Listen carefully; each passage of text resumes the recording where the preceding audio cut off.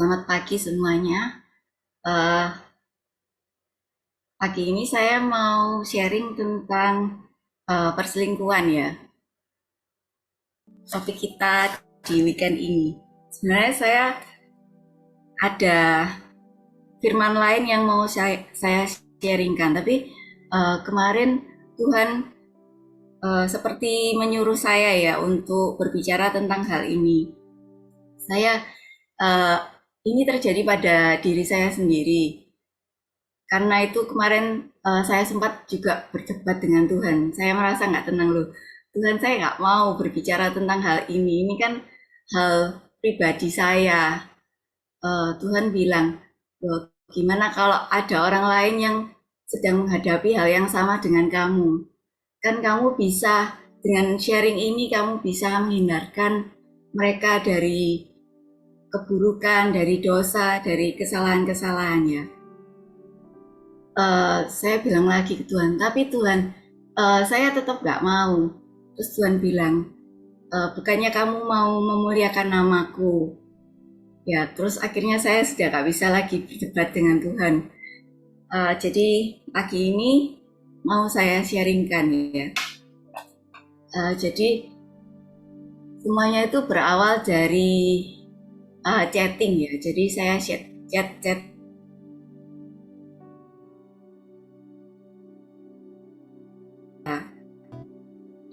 kita memang nggak sampai yang terlalu jauh sih, cuma chatting dan telepon, dan itu pun nggak terlalu sering, jadi nggak setiap hari kayak gitu. Jadi cuma buat apa ya, kayak hiburan lah.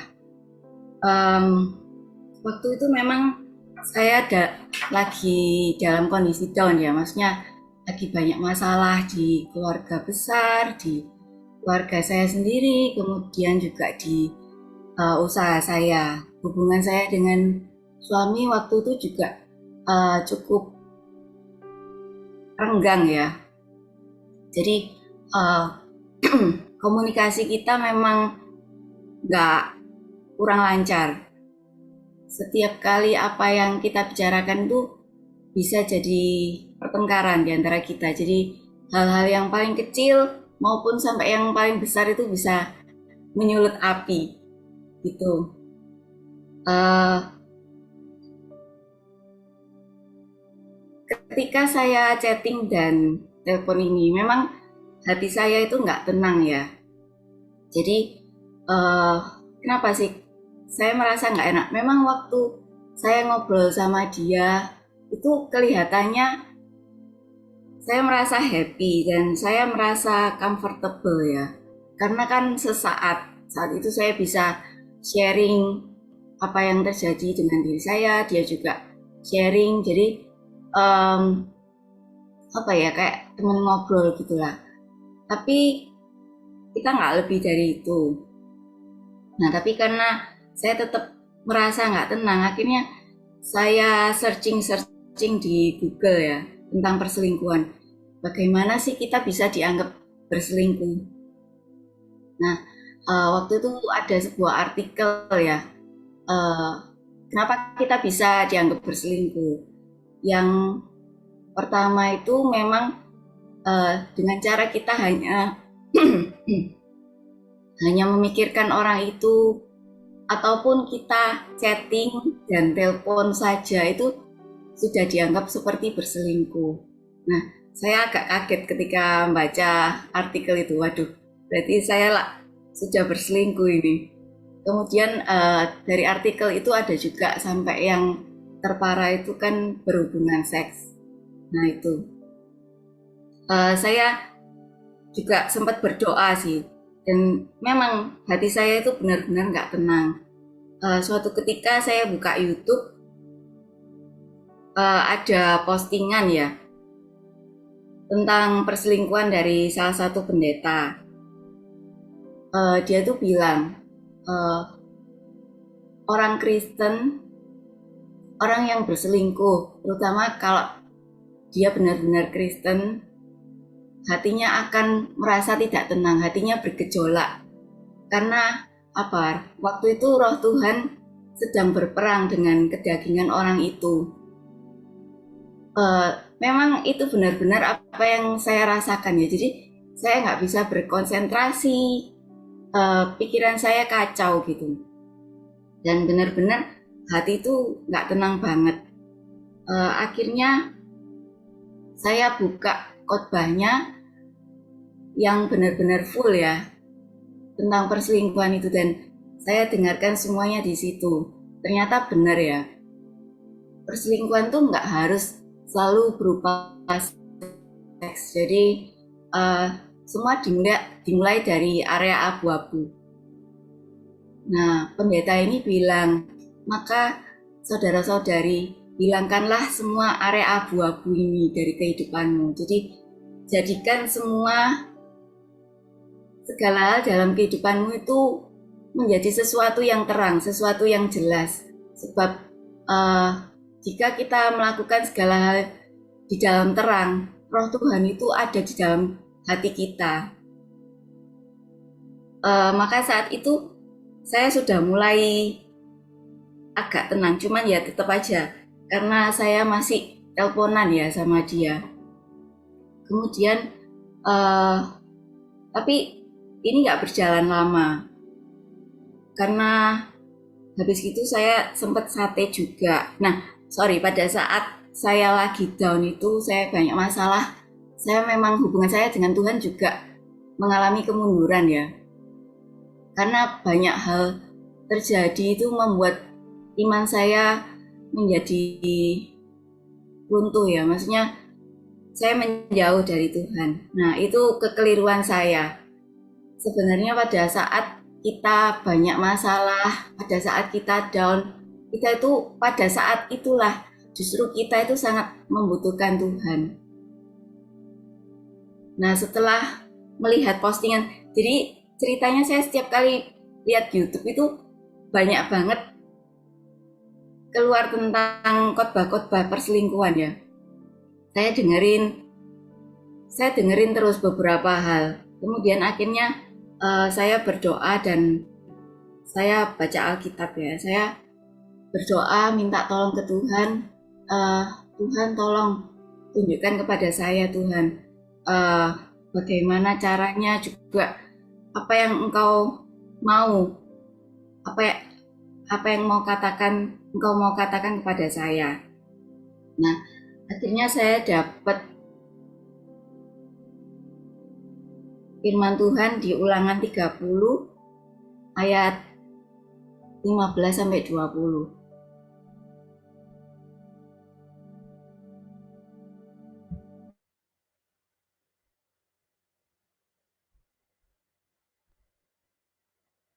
Sebentar ya. Nah, ini Ulangan 30 ayat 15 sampai 20. Saya bacakan ya. Ingatlah, aku menghadapkan kepadamu pada hari ini kehidupan dan keberuntungan, kematian dan kecelakaan. Karena pada hari ini aku memerintahkan kepadamu untuk mengasihi Tuhan Allahmu dengan hidup menurut jalan yang ditunjukkannya dan berpegang pada perintah, ketetapan dan peraturannya supaya engkau hidup dan bertambah banyak dan diberkati oleh Tuhan Allahmu di negeri kemana engkau masuk untuk mendudukinya. Ayat 17, tetapi jika hatimu berpaling dan engkau tidak mau mendengar bahwa engkau mau disesatkan dan untuk sujud menyembah kepada Allah lain dan beribadah kepadanya, maka aku memberitahukan kepadamu hari ini bahwa pastilah kamu akan binasa. Tidak akan lanjut umurmu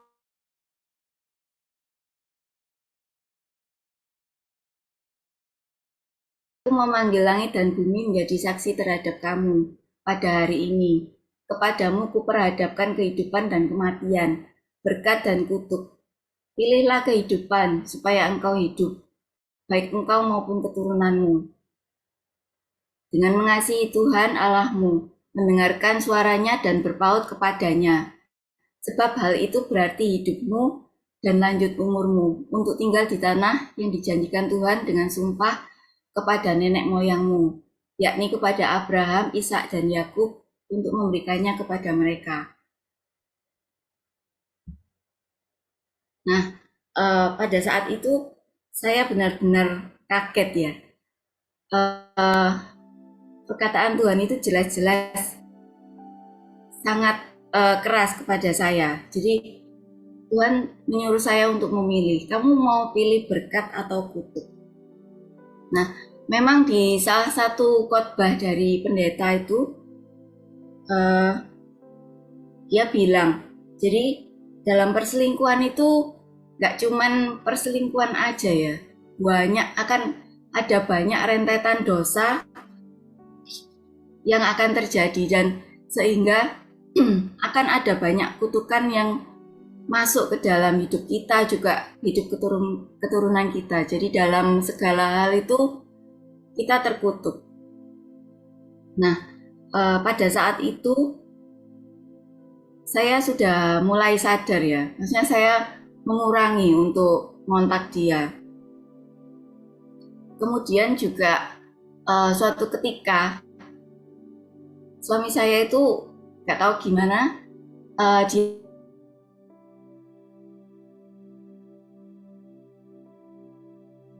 kebutuhan untuk ngecek gitu loh, kayak ngecek WhatsApp saya. Nah, dari situ dia tahu.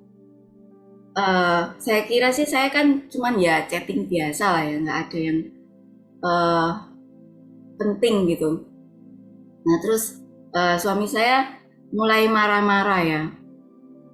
Otomatis reaksinya kan curiga segala macam. Nah terus kita mulai dia cerita, saya yang cerita apa yang terjadi dengan saya ceritakan, dan kemudian dia bertanya kepada saya, nah terus kamu maunya gimana? Apa kamu masih mau lanjut berumah tangga dengan saya, atau kamu sudah mau sama dia gitu? Ya jelas saja saya bilang, ya saya masih mau berumah tangga dengan kamu. Ya memang nggak semudah itu ya untuk memulihkan hubungan antara saya dengan dia. Butuh proses dan waktu. Kita berdoa, kita beresolusi, meskipun waktu itu suami saya masih tetap ada rasa curiga ya, tapi suami saya juga mulai care dengan saya. Jadi yang biasanya dia benar-benar nggak care atau sembarangan gitu ya, dia mulai care. Kemudian juga komunikasi kita mulai kita perbaiki, juga kita saling memaafkan ya, karena saya kan juga sebel ya dengan dia. Banyak hal ya kita saling istilahnya saling mangkal lah satu sama lain. Nah karena kita mau beresolusi dan saling memaafkan itu, juga kami menyerahkan semuanya ke dalam Tuhan ya. Tuhan mulai memulihkan kami sedikit demi sedikit. Nah dalam hal ini saya merasa sangat beruntung ya. Tuhan itu memperingatkan dan menarik saya dari jebakan iblis. Jadi apa yang seolah-olah comforting buat saya, bikin saya happy sesaat itu, ternyata di belakangnya itu ada banyak kesengsaraan dan kutuk yang sedang menunggu saya. Nah Tuhan tidak mau itu terjadi pada diri saya, sehingga yaitu tadi saya mulai berhenti, dan akhirnya kita benar-benar memutuskan hubungan ya, jadi lost contact sama sekali. Setelah saya benar-benar berbalik dan bertobat, saya diperhadapkan Tuhan dengan kenalan saya ya. Kenalan saya ini kena sakit kanker. Juga sebelumnya itu dia berselingkuh juga. Kemudian begitu banyak hal ya, menurut saya itu hal-hal yang buruk ya yang terjadi dalam keluarganya. Jadi dia bercerai, anaknya kececeran di saudara-saudaranya, nggak ada yang care dengan anak-anaknya. Kemudian anaknya ini juga hamil di luar nikah. Yang satunya itu anak kedua itu menikah 2 kali, dan kedua pernikahannya ini juga nggak beres. Kemudian banyak banget hal-hal yang terjadi. Ada perselingkuhan juga di dalam keluarga mereka. Kemudian benar-benar keluarganya itu berantakan, dan Tuhan berbicara kepada saya, itu lihat, apa kamu mau jadi kayak gitu? Saya bilang ke Tuhan, Tuhan terima kasih banyak. Saya benar-benar bersyukur Engkau memperlihatkan kepada saya apa yang terjadi dari pengalaman orang lain, dan saya benar-benar nggak mau mengulangi apa yang sudah pernah saya lakukan ya. Dan ini salah satu lagu yang menginspirasi saya, judulnya Sampai Akhir Hidupku. Kalau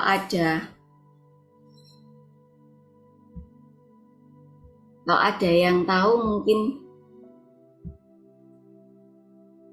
bisa kita nyanyikan bersama-sama ya, sebentar aja.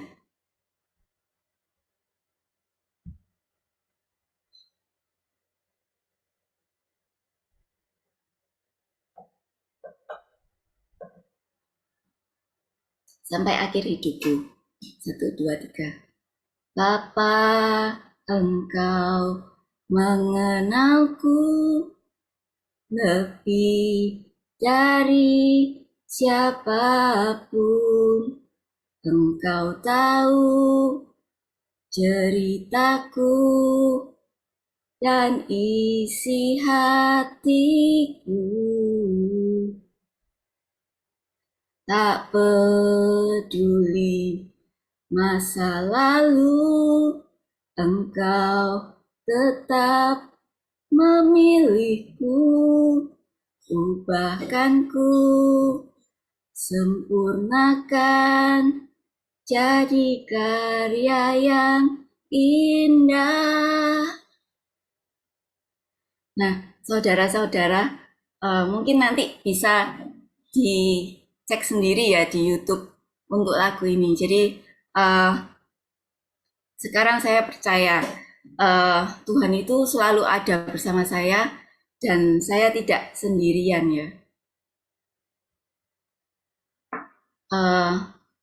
Saya bersyukur Tuhan benar-benar menarik saya dari segala hal yang buruk di kehidupan saya. Nah, semoga perjalanan hidup saya, pengalaman saya ini menjadi pelajaran ya buat saudara-saudari sekalian. Jangan sampai ada yang melakukan hal yang sama. Jika ada seumpama kalian yang sedikit saja mulai masuk ke dalam hal perselingkuhan ini ya, segeralah keluar dan menarik diri daripada hal-hal ini dan kembali ke Tuhan. Apapun yang terjadi, Tuhan itu memegang seluruh hidup kita. Jadi sesaat ketika kita bertobat, Tuhan itu benar-benar senang gitu loh dengan kita. Ya, di usia berapapun ya, kita ini bisa berbalik ke Tuhan. Jadi jangan sia-siakan kesempatan yang diberikan Tuhan. Biarlah selama Tuhan berkenan ya, kita hampiri. Mari kita kembali kepada Tuhan. Sekian sharing firman dari saya. Yuk kita tutup dengan doa. Bapa kami yang ada di surga, terima kasih ya Tuhan atas firman-Mu ya Tuhan pagi ini. Biarlah Engkau ya Tuhan yang bekerja dalam kehidupan kami setiap saat ya Bapa. Biarlah Engkau ya Tuhan yang memulihkan hati kami yang galau ya Tuhan, hati kami yang tidak tenang ya Tuhan, tidak damai. Biarlah Engkau ya Tuhan yang memulihkan keluarga kami, memulihkan bisnis kami, segala sesuatu yang tidak benar dalam hidup kami ya Bapa. Engkau yang memulihkan ya Tuhan, Engkau yang menegur kami ya Bapa. Terima kasih ya Tuhan. Biarlah Engkau yang memberkati kami ya Bapa. Dalam segala hal yang kami kerjakan, Engkau memberikan kami yang terbaik ya Tuhan. Terima kasih Yesus, hanya di dalam nama Tuhan Yesus kami berdoa dan menyerahkan setiap detik kehidupan kami. Amin.